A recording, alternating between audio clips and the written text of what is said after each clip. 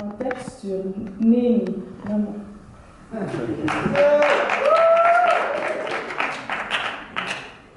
J'étais dans la création extraordinaire de chapeaux de paille grand pour l'hiver, quand soudain a toqué à ma porte une vieille femme noire portant sur elle la grande cape de la grande plainte lancinante de la négritude.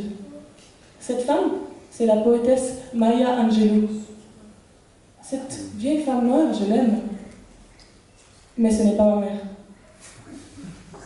Ma mère aussi, elle est noire, même si tout le monde me prend pour une vaza ici, c'est pas grave. Parce que ma mère, je l'aime depuis toujours. Depuis la notion même de souvenir, je l'aime, ma mère, qui est la plus belle de la terre, qui tourne sur elle-même la terre, et qui fait qu'on perd ses repères.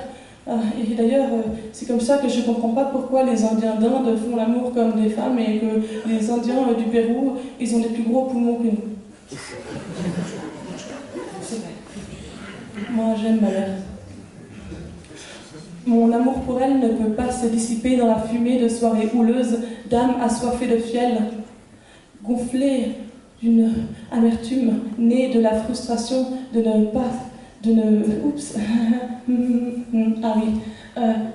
née de la frustration de savoir que nos mères ont toujours mieux su que nos pères. Qu'elles ont toujours porté le fardeau du savoir mieux, du conseil, de l'art de deviner qui nous sommes avant même notre naissance. Parce que nous, les femmes, nous savons. Nous savons que dans notre ventre, il y a la capacité à aimer pour deux. Nous savons que dans notre ventre, il y a cette capacité à déjà savoir. Nous savons que dans notre ventre, il y a comme une devinette inscrite dont nous faisons semblant de ne pas connaître la réponse. Moi, j'aime ma mère.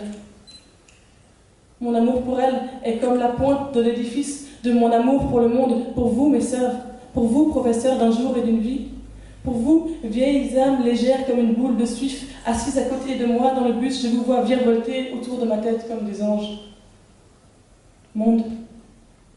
Monde comme la lune, la mer, monde. Monde comme le soleil, le masculin, donc manquant d'une côte comme Adam. Femme, je ne t'aime que si tu es libre.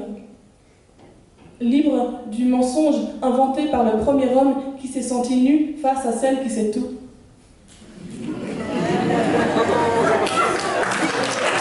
Merci Maya Angelou.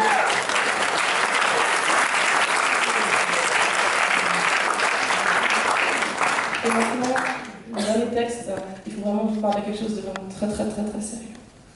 Donc là, il faudrait vraiment un moment de recueillement, mais on verra si on peut le faire plus tard, on verra ce qu'on fera. Peut-être qu'on ira au cimetière, peut-être qu'on ira plus rien, on verra. Bref. Je vais vous parler d'une épidémie très grave qui touche environ la moitié de la population mondiale. Ça s'appelle, en fait, non, plutôt, enfin oui, en fait, toutes les filles, en fait, ça s'appelle le manque de plaisir sexuel. J'ai besoin d'appeler mes amis slameurs. Si vous pouvez venir derrière moi pour faire avec moi le macamba.